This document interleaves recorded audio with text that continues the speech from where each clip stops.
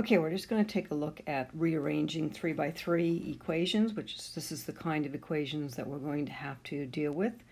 So we're going to have three variables, x, y, and z, or s, t, and v. It doesn't matter what the letters are, but we'll have three unknowns, and we'll have three equations.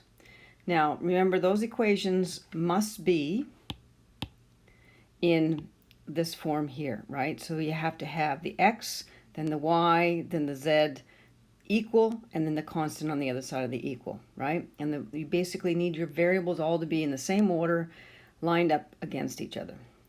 Whatever letter is first, that's what's going to end up being first on your calculator and solving it and so on. Now, there is one sort of caveat about this. Sometimes you'll get an equation that doesn't have all three variables, doesn't have x, y, and z. It has maybe x and y or x and z.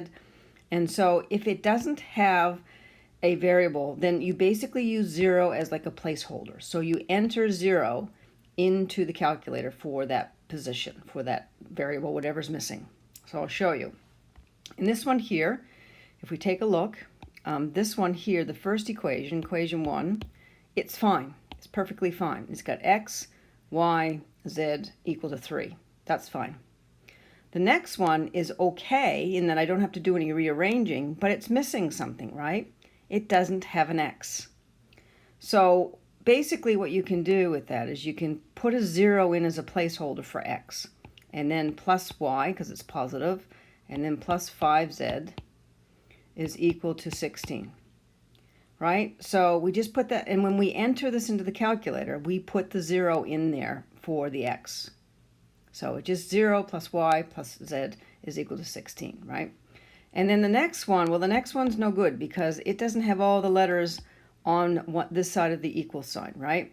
So we need to get this 2z, negative 2z or minus 2z over to the other side. Now remember, when you're mathematically moving something over, if it's a minus 2z, you're going to add it to both sides, right? So minus 2z gets added because that way it cancels out over here. And then what we have is we have 2x minus the 3y, we want to keep that in the same order, and then plus the 2z. And then that's equal to 9. So now this is arranged properly, everything's lining up. So if we take a look, the coefficients for the first one are basically, first equation is negative 1, then 6, then 4 for z, and then 3. So we would enter that into the calculator for the first equation. Second equation, remember, has a 0 for x, so we put a 0 in. And then y is 1, and z is 5, and the constant is 16. And then the one that we had to rearrange has a coefficient of 2 for x, minus 3 for y, 2 for z, and then 9. So that's what we enter into the calculator. So remember how we do this with the calculator, right? We go to equation on the menu. We go to simultaneous. When we select what we're going to do with the equation, we're going to solve simultaneous. We're going to have three unknowns because we've got x, y, and z.